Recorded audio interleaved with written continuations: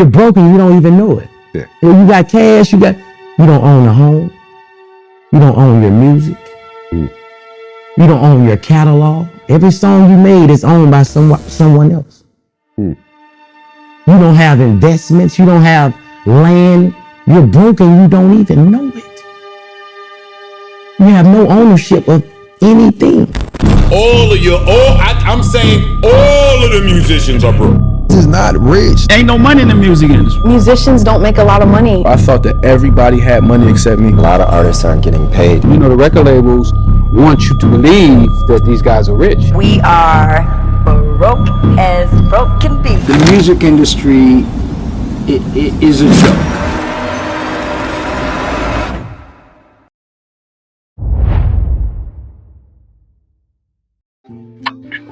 The world loves to paint artists like this, man. Artists, in essential, man, they are always painted as being broke. They are broke. Going to gig, man. Trying to earn something. And mostly it's peanuts, bro. Peanuts. Fuck all. They ain't got anything. And then they are also dependent on record labels to basically not be broke. Essentially, it's all about money at the very end of the day. But since they're dependent on record labels, they essentially don't have any freedom. They are slaves. They can literally create a mixtape and release it after 2 years because the label says so. They never own their catalog. They never own their art. They don't own their own future. This is the path that has been normalized in the music industry. Me as a youngin', I come in the game with fire, with passion, pure blazing, and I'm taken advantage of because I'm broke and I need the money. I need to support my family. I'm desperate.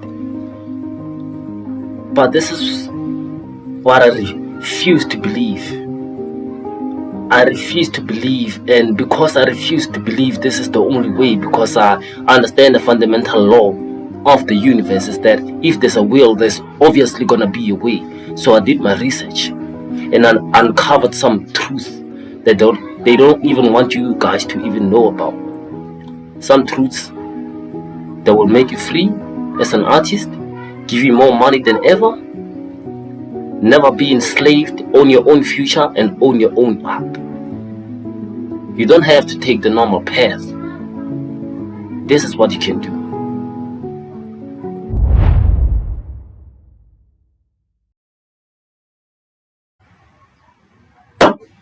So I'm probably sure that you're wondering, why the hell should I listen to this guy? Who the hell is this guy? He looks broke.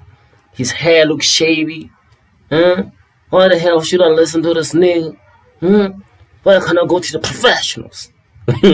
Well, quick introduction. I'm Reverend Soul, an artist, philosopher, businessman, / and almost jack of all trades, essentially. But a super nerd at the very end of the day. I read books, lots of books, watch videos, I study reality, I study this industry, I study a lot of things, man.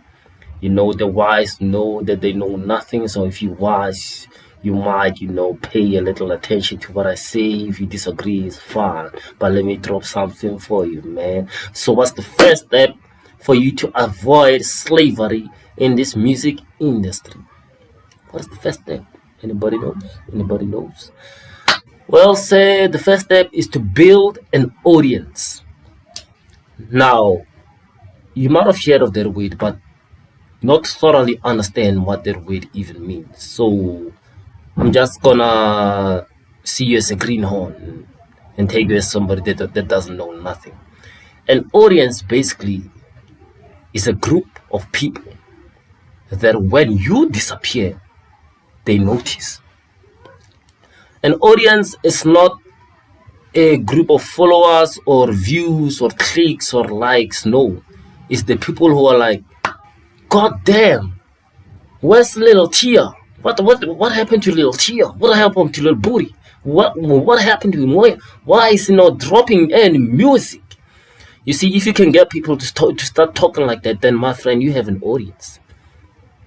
And the power of an audience is leverage. Leverage you can use against the record labels, because the moment you start to have an audience, you start to have power because you're influencing the masses. Something that record labels are hungry for. You're influencing the people, human beings of society. That's when you start to have power. That's when you start to have leverage against the record label, so that if by any chance one day they come to the dinner table, they put up a contract, you have negotiation power.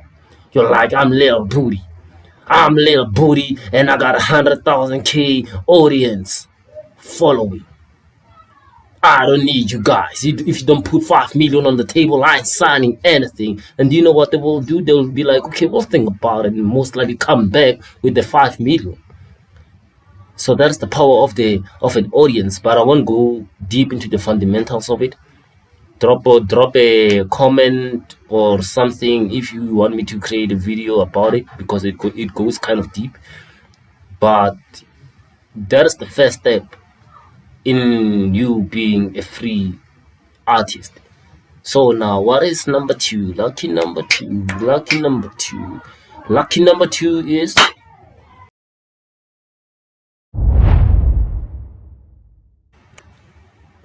own your work. Own your work, man. I can't stress this enough, bro. Like, don't just sell your masters for exposure or a quick bag. You're Lil Booty, you're fire on the streets, man. Coming from Mamelodi or Soweto or Sokokai. You're Lil Booty, you're fire. You drop, nigga. The streets are fucking crazy because of you. Lil Booty on the scene. Huh? You come on flames, guns blazing, and then you get a call. Hi, this is Natasha from Entertainment Industries. We got a deal for you. They'll be like, man, since you're pulling 10K views, we'll give you 100K views. You just need to give us one of your songs, man. 3, 4, 5, you know, it won't hit your bag. And you're like, shit, man, I'm gonna blow the fuck up. And give them your masters. You give them everything, man. Or they're like, we'll give you 50K, just give us your masters, man. Be business-minded, dog. Why would they be willing to give you 50K? It's because they know your songs can triple that amount. Your songs can triple that amount. You need to be business-minded. Don't just give away your masters for quick exposure or a quick bag. No, man. That's the honey. That's the honey in the trap. That's the honey in the trap, man. It's a trap. Believe me, how many artists have we seen do that? Now they're living out broke. They're gone, nigga. They're broke as hell, asking for donations because they were too quick to give away their masters, while at a phase of their artistic development, at a phase in which they're still building themselves. They still got that leverage. They still got that word of the mouth kind of like marketing thing on the streets. Everybody's knowing them. They're snowballing, and then in that momentum they just fizzle out because they give away their masters. Man, don't give your masters. Don't do that. Do it maybe at a far later stage when you're worth millions. Don't do it now. Never. $5.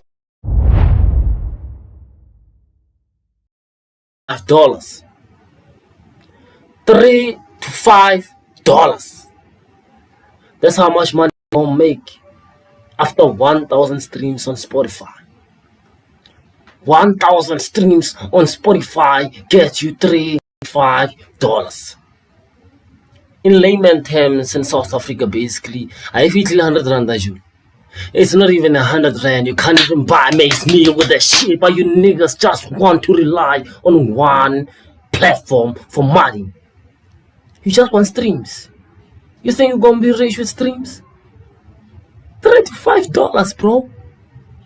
After 1,000 streams, man.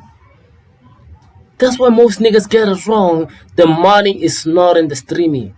The money, it is not in the streaming, man. You gotta own in on multiple revenue streams, man. I'm talking about including online streaming, merchandise, exclusive content, live shows, if possible sync deals, man, with TV shows. Get your sound on the TV shows, on radio, on advertisement. That's where you start to make some kind of money in the music game, bro. But internally, the real money comes from brand deals and advancement pay type ish if you're in a label. But please, man, do not rely on one revenue stream. Don't think you're gonna be rich on one revenue stream. Don't think just because you're a little booty, you're fire in the streets, you are suddenly gonna be making millions of friends. Millions of friends, you just drop and relax. No, it doesn't work like that, man. Honestly, I don't even know why I fell in love with the music industry. This whole industry, man, is fucking rigged, bro. It's a scam. It's a scam, but I don't know. Something made me fall in love with it, with making rap music, with starting this industry, with this whole entertainment shit. Something made me love it. Higher source of power, Allah, Buddha, Jesus, who the fuck knows, but it done happen, okay? That's why I care so much. And that's why I'm gonna teach you, meaning you young niggas, and give you some game. Never rely on one revenue stream, bro. You gotta, like a spider web. Have you ever seen a spider web?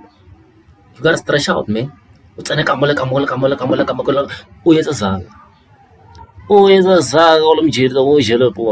we won't be getting on that. And when I talk about exclusive content, man, I'm not saying you gotta go and make some OnlyFans type shit just because your name is Little Booty. You suddenly gotta show us your booty. No, no.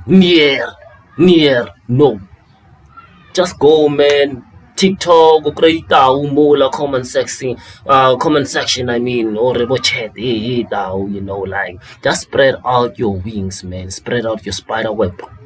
Sorry for that. Spread out for your spider web, man.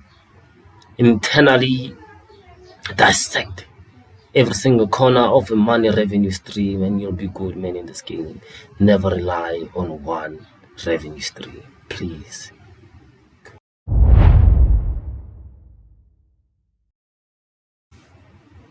Protect your freedom, man. Protect your freedom. Because the moment you start being hard in the streets, man, that is the number one thing they're coming for. They're coming for your freedom, nigga. Do you know the movie that Django Unchained? Yeah, man. You're gonna be one of those black brothers if you just sign a contract you know nothing about.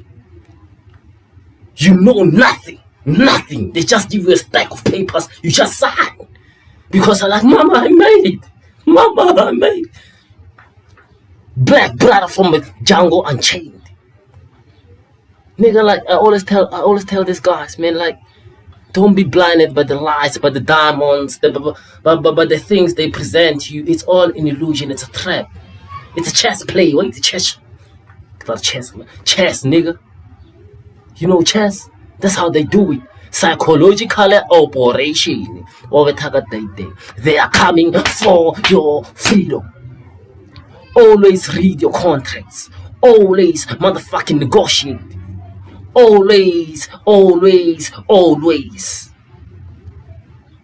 Read it twice, 3 times.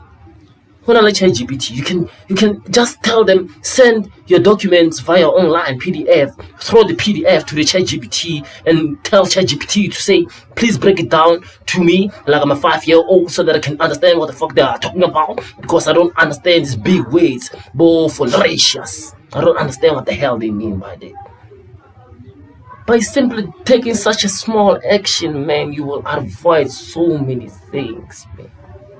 Protect your freedom, because believe you me, they are coming for it, bro.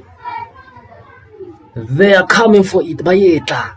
The moment you start being fire, Little Booty just pulled 100K streams this week. Little Booty's on side. What am I saying? You'll think it's your ancestors trying to put you on. record label song. And you be like, yeah, this is my time now. Put the contracts on. Let's do this shit. Although no benching, you'll get signed and you will sit on the bench for years, nigga, without dropping anything just because one of the board members said you need to work on your art. You need to work on your art. You were putting 100k streams. You were putting on your own. Now you're sitting on the bench because you did a thing to protect your freedom, little nigga.